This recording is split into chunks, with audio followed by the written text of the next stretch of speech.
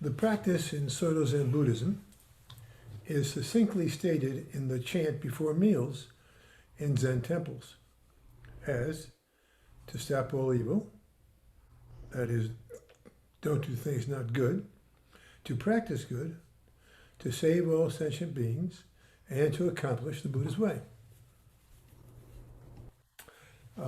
We say that this also, these four are important practices that are also representative of changes that take place. We start by trying out sitting, and on becoming serious about it, recognize that practice has to be about more than meditation. Our ordinary life needs working on. And following the lead of Shakyamuni, we take the Buddhist precepts. In his time, there were several hundreds of them, but ours in Soto Zen now include only 16. The three treasures of Buddha, Dharma, and Sangha, the three pure precepts, which are the first three of the four in the meal chant. In the ceremony itself, there's a longer version. I'll read those to you. So this is what we say during the full moon ceremony. I vow to refrain from all evil.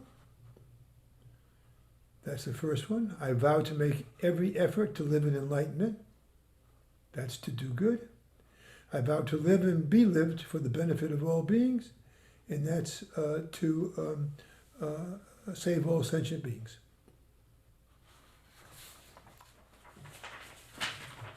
And then there's the last. Then there's 10, as you know, the so-called prohibitive or grave precepts. These last ones advise us about what we specifically shouldn't do, so as to keep from hurting ourselves and others. Using them, we can see what shouldn't be done, and thus should be eliminated from our lives. One way of expressing the influence that keeping the 10 precepts has on us is that they help us stop making negative karma for ourselves. Over time, our inclination to act out of accord with the 10 precepts will lessen. However, due to residual memories, impulses to go on doing foolish things can still appear. Reb Anderson, in his talk here on compassion in Zen a few weeks back, brought up various examples of people showing compassion throughout their lives. You get some water for me? Sure.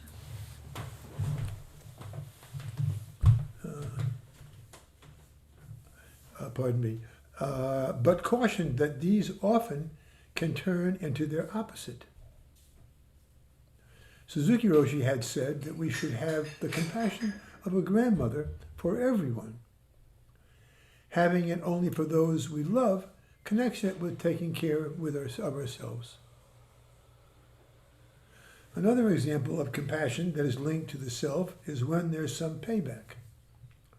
Even if it's something small, when some payback, even if it is small, pardon me,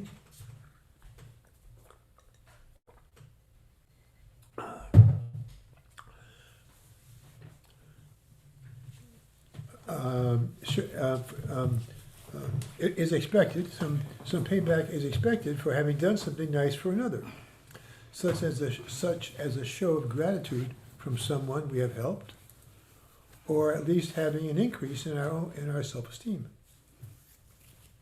Like with any patting ourselves on the back for having done something nice for others, it brings us back to taking care of ourselves.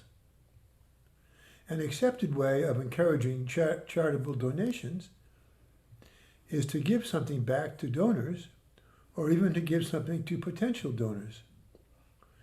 In the case of a sizable donation, such as a wing in a hospital or a building on a campus, society may not consider it being self-centered of donors to let their names be put on them.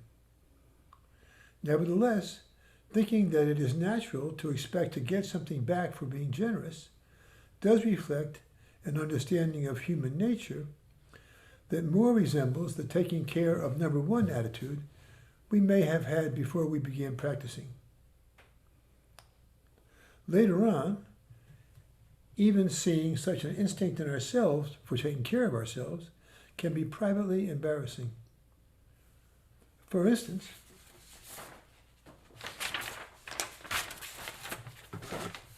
pardon me,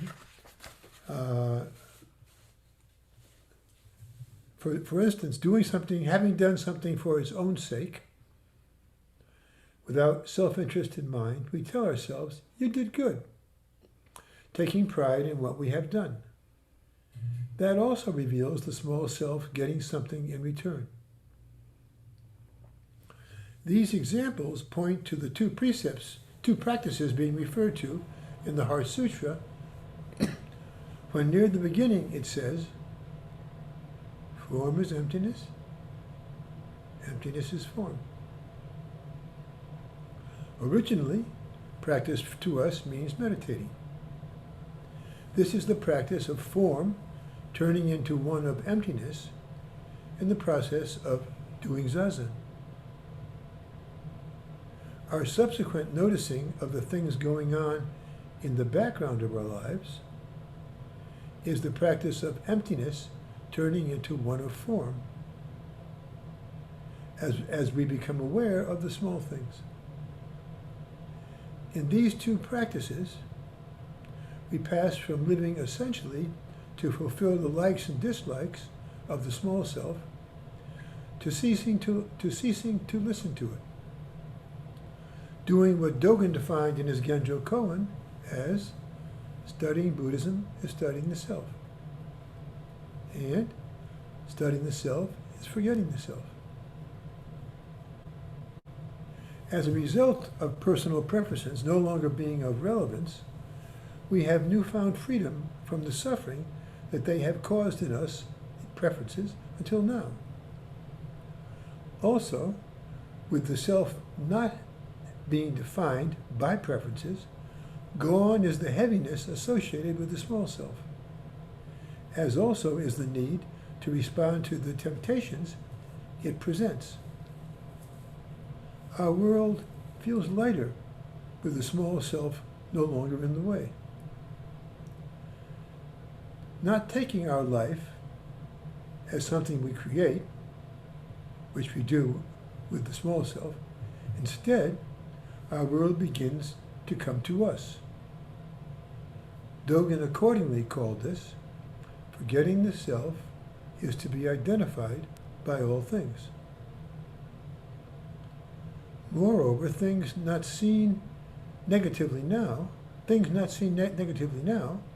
our practice turns from the meal chant's not doing what is bad to its practicing good. Life indeed feels better. There may even come a moment when discrimination, usually a servant to the small self, doesn't come between things in our world and Buddha nature. And with this, form and emptiness becoming one, practitioners may have a satori experience. They must be careful, though, not to subsequently hold on to emptiness or to the still possible delusions of laziness, doubt, or pride. Personal troubles mattering less and letting the world come to us, those two leave more room in us for paying attention to others' problems. And so our focus turns, almost on its own, to caring more for others. This is the practice represented by the meal chants to save all sentient beings. Being more compassionate like this might seem to depend on our being self-sacrificing. But that implies having to give something up. And not much is left to be given up if the picky self isn't in charge. One of the ways of practicing good is by helping others to find what is best for them. they in turn will be open to our advice in sensing our lack of self-concern. Yet now, being in our world, they define who we are. That's letting the world come to us.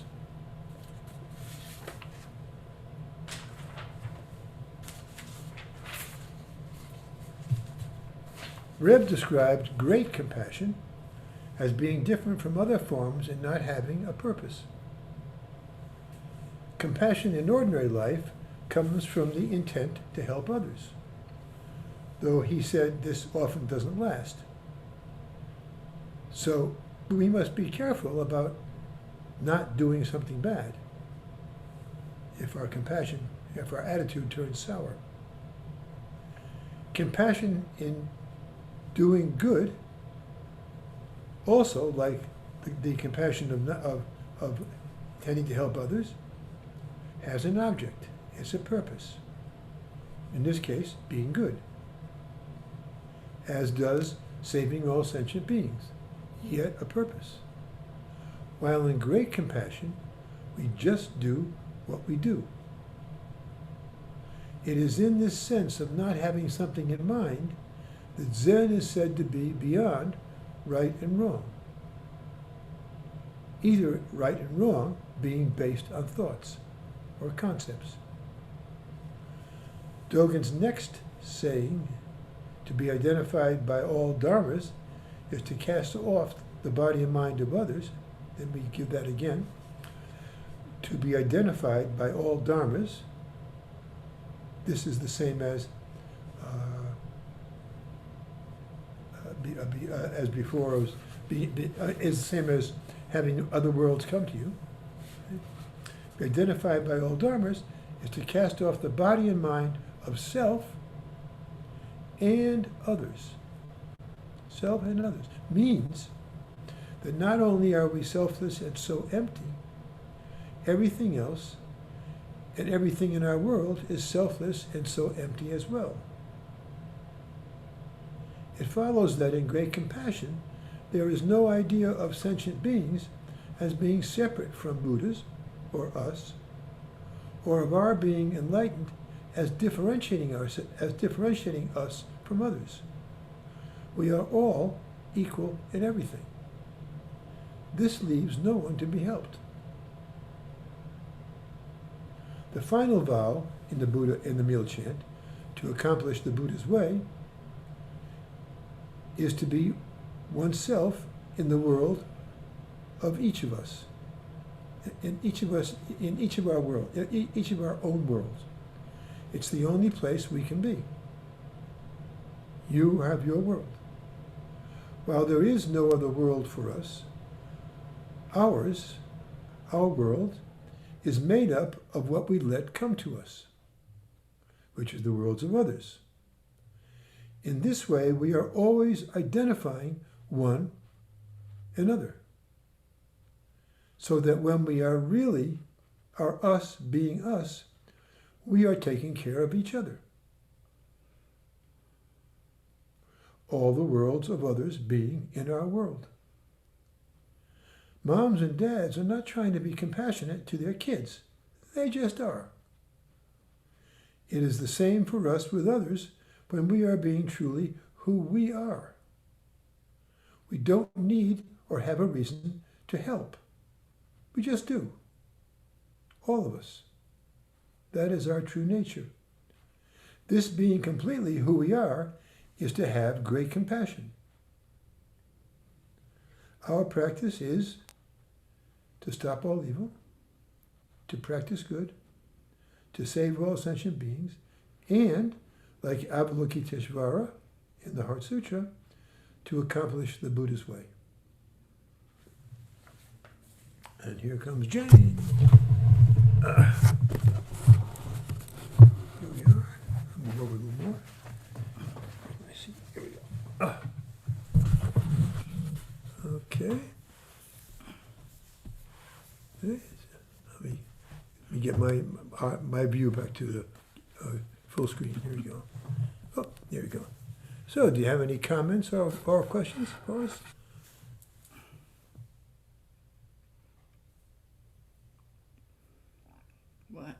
Yeah, no, yeah, there you are. I don't believe it. Here's, here's, here's, go ahead, Mark.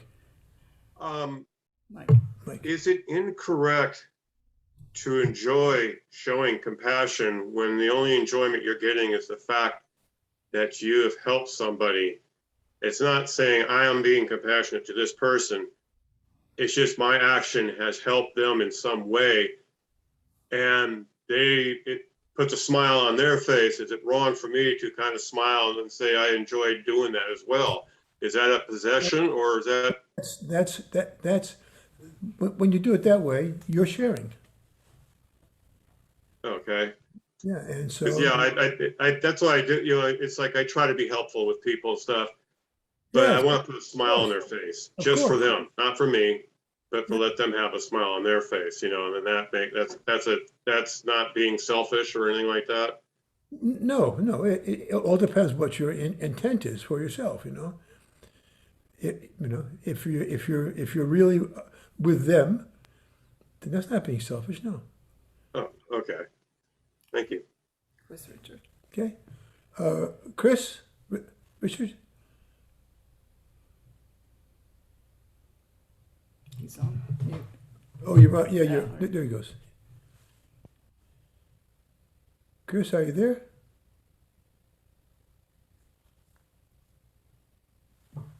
Chris Richard. Your hands up? Yeah, do you hear me? Yeah. Yeah.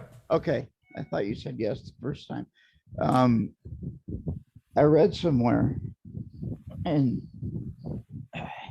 that virtue isn't aware of itself. And when we were discussing Stacy, and I made a comment that about the last sentence in her what she wrote when she wrote about having cancer.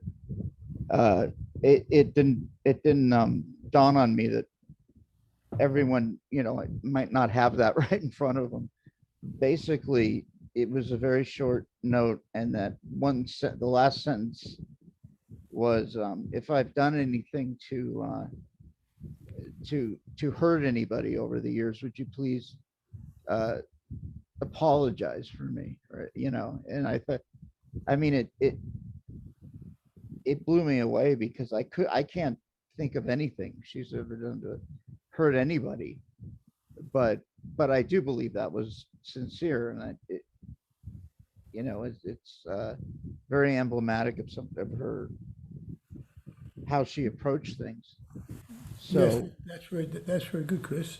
And also, I like your quote. Virtue is what? it's unaware of itself. Virtue is unaware of itself. That's really. I mean, a crude example would be somebody coming home and saying, "Man, I was so humble today. You should have seen it." That is, but it's far greater than that.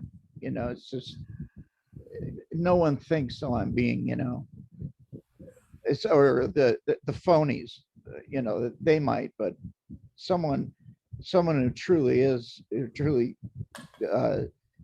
behaves in, or truly is their essence, it seems they have a remarkable, a good blind spot toward it, and I guess that's sort of the gist of what we were talking about. Yeah. Yeah. Yes, it is. Yeah. So Anybody else?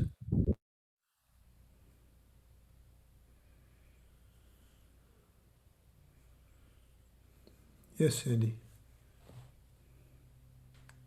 Your mic. There you go. Yeah.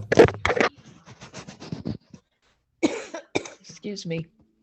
Can you hear? Yes, we Can you hear me? Yes. Oh, okay. When I lived in San Francisco, I was always very shy and cut off from people. And so I decided that I didn't like that, Yeah, I mean, I would go so far as to take my glasses off so I couldn't recognize people. But I decided that I would smile at everybody that walked by me, or I walked by them. And just to kind of like put a little finger out towards others, just to see if, I could handle not being as shy as I was. And I realized that, I was doing it all the time. And it was interesting. Most people would smile back, and I could see that they were happy to be acknowledged,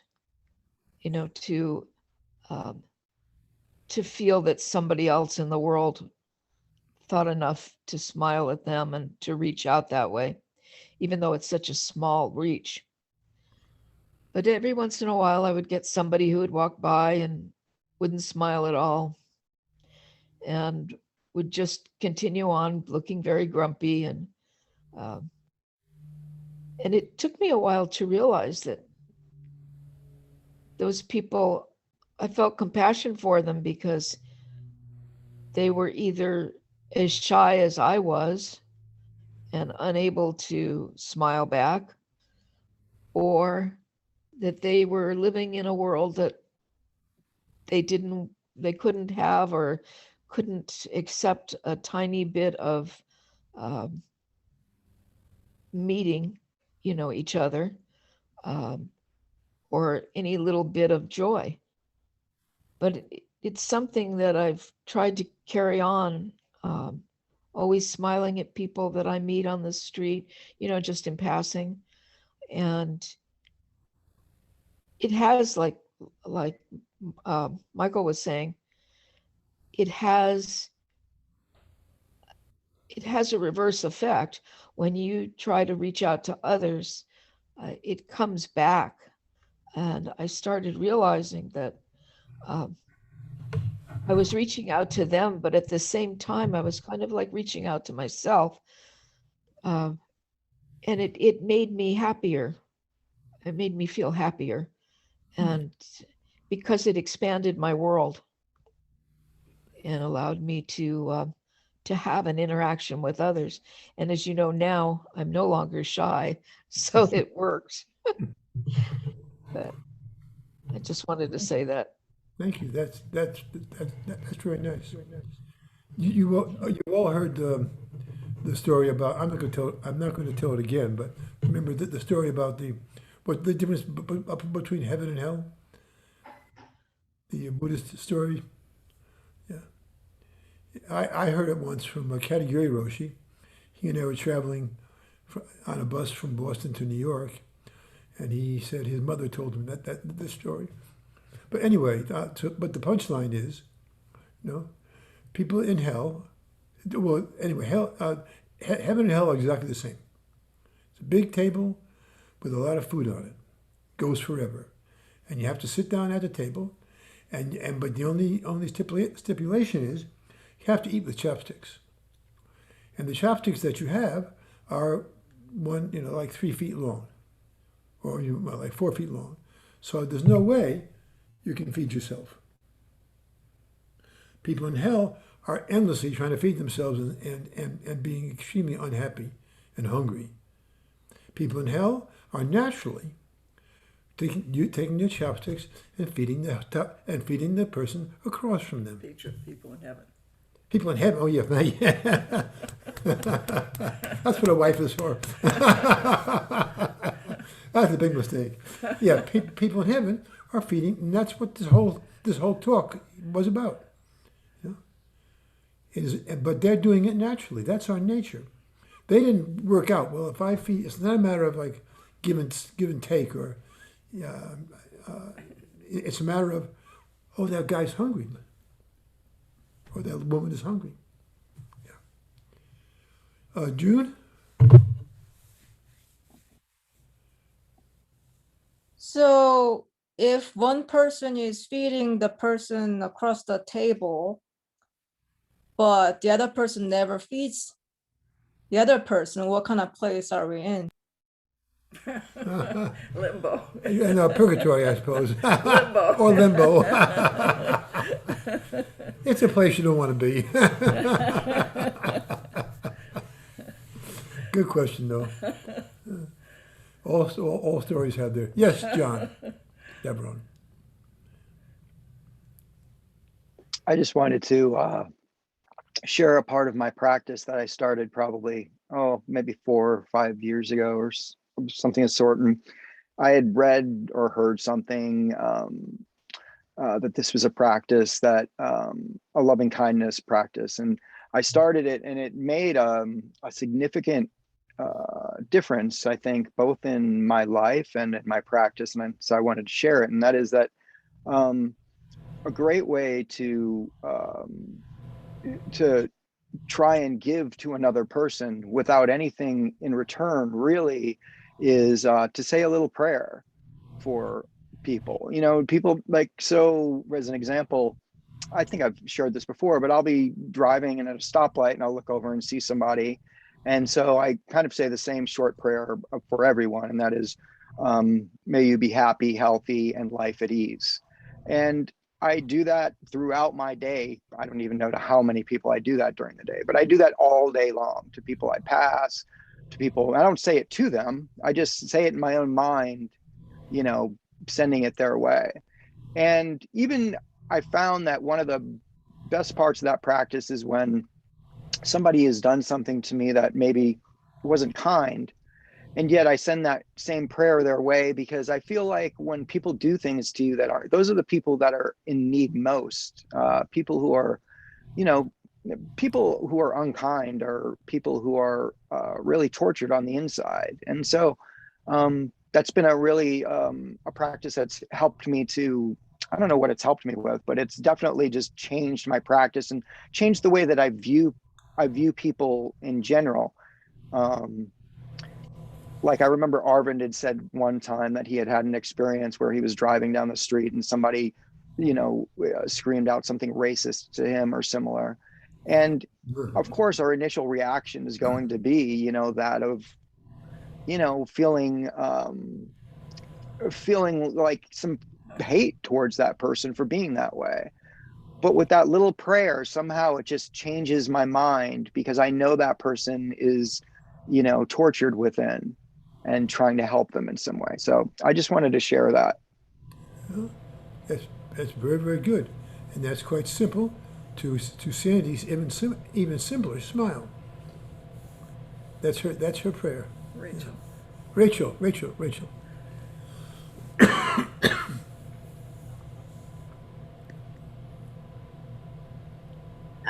This is pretty prosaic, but nonetheless, to me, it's kind of surprising sometimes to do something and you find the person who benefits is someone you weren't even noticing. And now this is a really silly example, but a couple of times, well, it's been at Starbucks when you're going through the line in a car. The person at the booth, you know, says, your drink is paid for. Someone somewhere else in line just paid for whatever the next person would buy. And I didn't realize, I don't know where that came from, but it's happened a couple times in, you know, several years where someone just wanted to pay for someone else's whatever they're you know, their coffee or whatever. But I mean, that's certainly nice and a surprise. But what I noticed and what actually gave warmth to me was I noticed the person taking the money in the order was so pleased, tickled to be able to tell someone they got something free. Do you know what I mean? In other words, the person who paid, I do hope they're driving off saying, gee, I'm great. I mean, it's a generous, small, but generous in a day sometimes. And it's certainly, I guess, a pleasure to be told that even though someone doesn't know you, you're the recipient of something. But I guess I really enjoyed the smile on the face of the person who was able to tell me. And I try to remember that, because the natural self-centered direction of intent, whether I'm giving or I'm receiving, that ability to notice something outside my immediate range. Do you know what I mean? Instead of just who I'm picking or what I feel.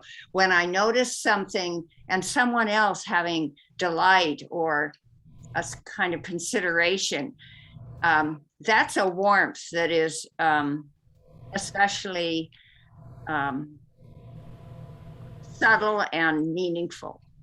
And that's all. I would just had that example in mind. Yeah, Jane and I had a similar experience. We were we were in Oakland and at a Pete's coffee shop, and Jane was off picking out a pastry for herself. I think it's not important, but anyway. And I bumped into a guy, kind of bumped, and I said, "Oh, I'm sorry," and we started to have a small conversation. And that was it. And then all of a sudden he said, "Oh, I paid for you." Paid for Jane. But it felt really nice. It felt really nice to have that happen. Yeah.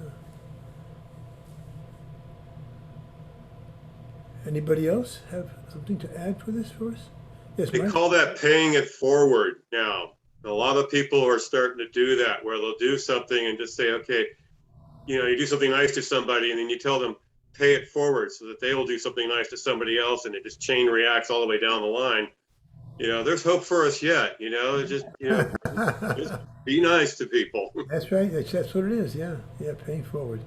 Yeah, it's very nice. Maria. Maria? There I am. Can you hear me? I'm big.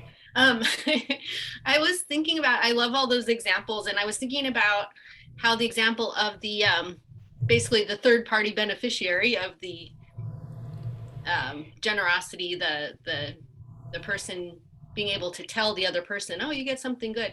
I was thinking about just how sincere that was, and how I feel like since COVID, we've all been watching so much media and kind of locked in. We're not getting a lot of personal experience, and how I'm always feeling manipulated by, I feel like what we see sometimes in movies or on TV, especially the news, they're kind of trying to manipulate those responses out of us by showing us a story, like here's a feel-good story. So I think it's like, it just shows that much how I just really miss being in person with other people, to be able to see it more sincerely and feel it more sincerely. So I guess I always grapple with that concept of sincerity and not being attached to it. So if you could talk a little bit about those two things.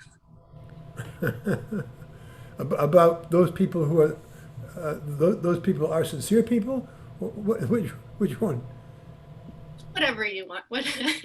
Well, let's call Jane in here. She's much more sincere than I am. No, I was just actually I was going to tell a story that happened to me on a plane about 20 years ago, and I was visiting my father in Florida, and I had my plane to go back to Japan, and I got to the airport and found out my plane ride had been canceled, and so they fit me on another airplane. And when it took off, and they were serving breakfast, the lady said to me, "I'm sorry, but you don't have breakfast on this flight, so we can't serve breakfast to you." And it was like a long 13-hour trip. Anyway, so after a few minutes, the woman in back of me on the seat said, "You know what? I don't eat toast. So take my toast." And I took it, and the woman further over on the side said, "I don't eat eggs." So they gave me an egg. Somebody else said, "Well, I don't drink juice." So I had juice. And somebody said potatoes, and I got potatoes. And by the time they finished, I had a whole plate full of breakfast. And I hadn't said a word. It's just, they just stepped forward like that. And I was really amazed that, it just bolsters my feeling that the world is just really full of good people. And so I felt totally taken care of on that flight, and I wasn't surprised, but I was reaffirmed that this is really a good people in this world. And so I just wanted to mention that I think that happens a lot.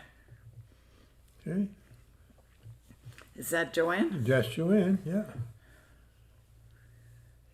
Okay. Maybe I shouldn't go after you because I don't mean to burst your bubble, Jane. Uh-oh. That won't burst my bubble. Nothing will. Okay. I really believe that. That's not a temporary feeling. Huh? What? I totally am convinced that this world is full of really good people. It's not a bubble. Well, they're not at my job. Look harder. Yeah. Well, definitely. But the crew that I had this week, I was with 13 people and I didn't have like a crew chief to back me up. And we found a hearth feature in our archaeological dig. And I knew that this week, some people were going to be leaving to go back to school. Like there's a number of young people. And so I thought, well, we've been, standing around doing, crappy archaeology with big machine excavators. I bet all these people would like a chance to dig a real feature.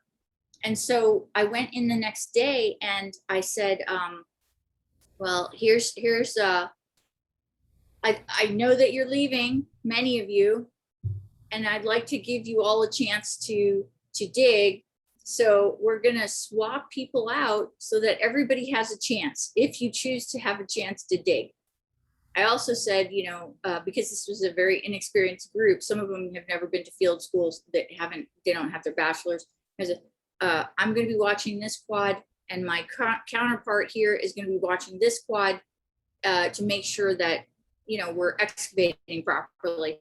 Well, it was like I was set upon by a gang because the person who, who happened to be in the area that uncovered that feature said, Joanne, why are you kicking me out of my unit?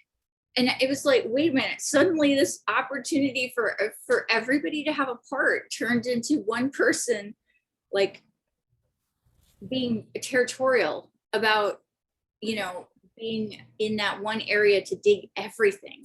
But they all backed her up. And it was really weird. Like using that metaphor of the chopsticks across the table, it was like suddenly all the chopsticks went to this one person. But it was a strange dynamic. Like, I don't know if it's because they're young, inexperienced, but it was like, dude, we could all have a chance to do this. But then they backed up, oh, well, we're not going to do it unless, she's the one who's in the the main person in this area. I don't know. It was just strange. That is strange. Well, sometimes we give people what they don't want. And when we do that, you say, my bad. What was that? I'm sorry? Sometimes we give people what they don't want. And then we say to ourselves, and maybe to them as well, my bad. Sorry. Oh, okay, sure. No problem. Let's go back to the usual way. Just give up our idea and just a misunderstanding. And then they'd all go back to what they were doing, and they'd all be happy. Well, it did seem to be a misunderstanding, but, Yeah, it was, of course, that. It was that, of course. It was, this was a group of people, like, where during all 5 days of the week, in a 50-hour work week, I only had one person, like, step up and say one time, Joanne, can I help you fill out paperwork? Those are like the one time during the whole week where somebody noticed that maybe they could actually do something to help me do my job, It was, I don't know. Well, sometimes things like that just happen in little bits, and just accept it and say thank you. And next time maybe it'll be two. Yeah, I mean, I really, I think that metaphor of the chopsticks, you know, is, but actually, John, I'm appreciative that you shared that loving kindness practice that you have. Because I mean, I definitely see that the way that they're acting is because, you know, there's something going on inside of them, you know, but being able to just do that and have that little prayer for them instead of just observing, but to have something that you can maybe offer, uh, whether or not things change the circumstance, I think that does go a long way. So I appreciate that share, John.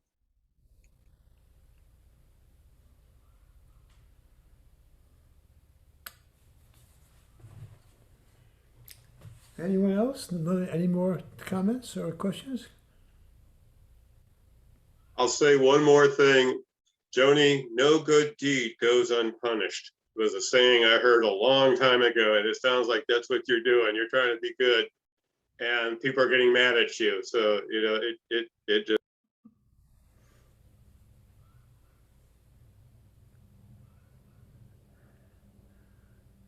Yeah.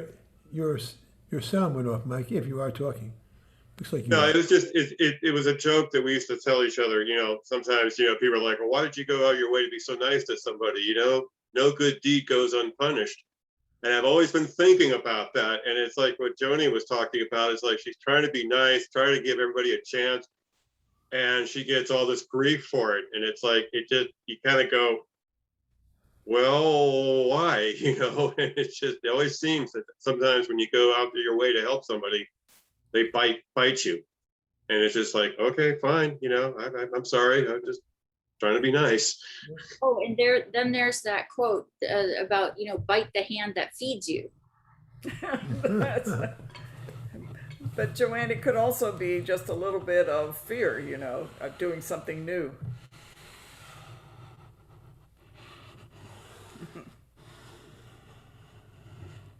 So you in your world, having something happened. Shouldn't Like happen. Oh, it blanked out for a second. But in your world, you did something very nice. You were trying to do something very nice, and in their world, they misinterpreted it. Yeah. So, but so they made a mistake. But we don't point out the for example, this is a very Japanese kind of thing, or a Zen thing, is that often we've heard this happen, is that if a teacher criticizes someone in public, you know that he's not criticizing that person. He's talking to somebody else. Yeah. So it's your world, and you've got to straighten out. You have to straighten out your world, even if they come into it with a not very nice attitude. It's okay. I think it's also a case of just perspective, and I like to oftentimes refer to that. There's a cartoon that I love, and it's a take on, everybody knows about Charlie Brown and Lucy, right? And Lucy puts the football down and says, "Come on, Charlie Brown, kick the ball." And every time he's like, "No, because I this time, you're gonna pull it away," and all that jazz. You've seen that. Well, in any time we've ever seen this, it's from the point of view of Charlie Brown, and Lucy is just being mean to him and pulling that ball away and causing him to fall. But there's a cartoon animation of that's from the other view, and it's from the view of Lucy. And what Lucy is seeing is the football, and the football has a face, and the football is basically saying, "Don't let him kick me." And she's pulling the football away to save the football. So you really have to always remember that there's everyone else has a different perspective than you. And it sounds like what you may have run into, Joanne, is a classic American thing. This person had been working on this site and found something, and it meant something to them. And then they felt like you were taking it away from them. But you weren't trying to do that. You were just trying to involve everyone. But this classic American thought of, something I achieved is being pulled away from me, and everybody else jumped on that too, because that's the way that, it's a classic American way of looking at things. There's nothing wrong with that either. That's just another point of view, and it's totally fine.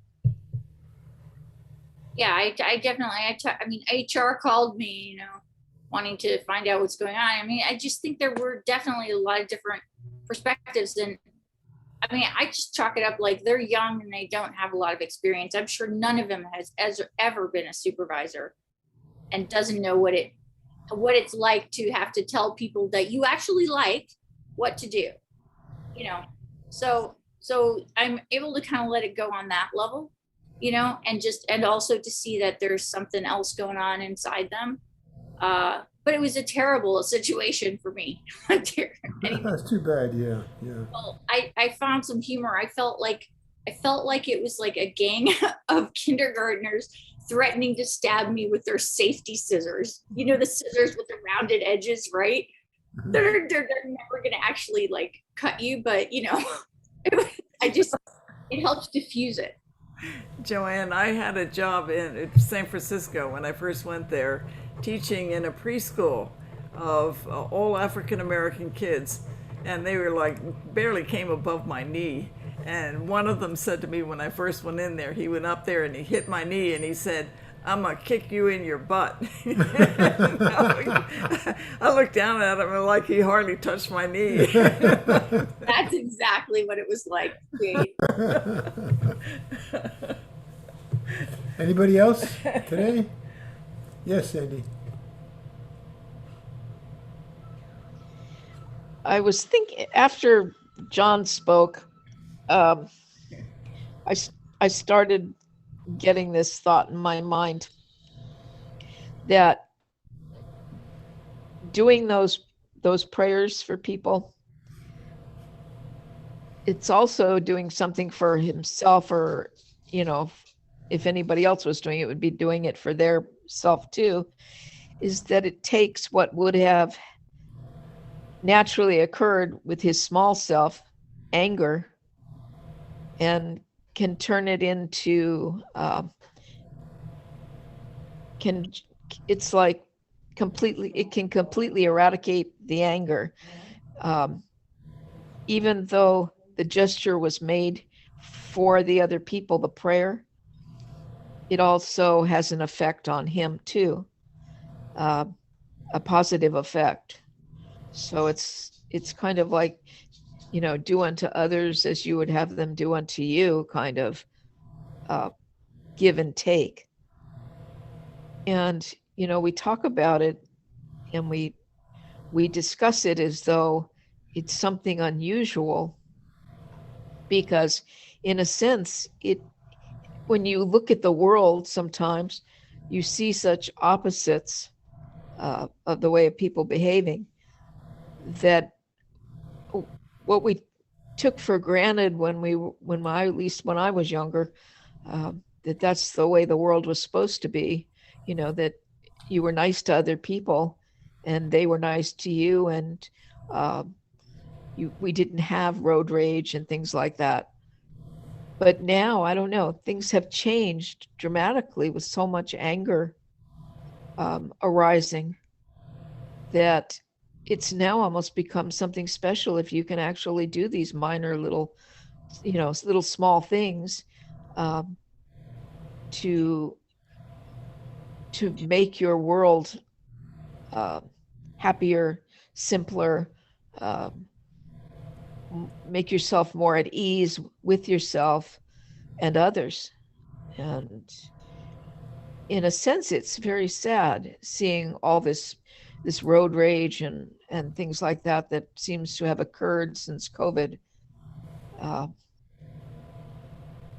That I'm glad that at least this small group of us are doing, things to make the world a little better.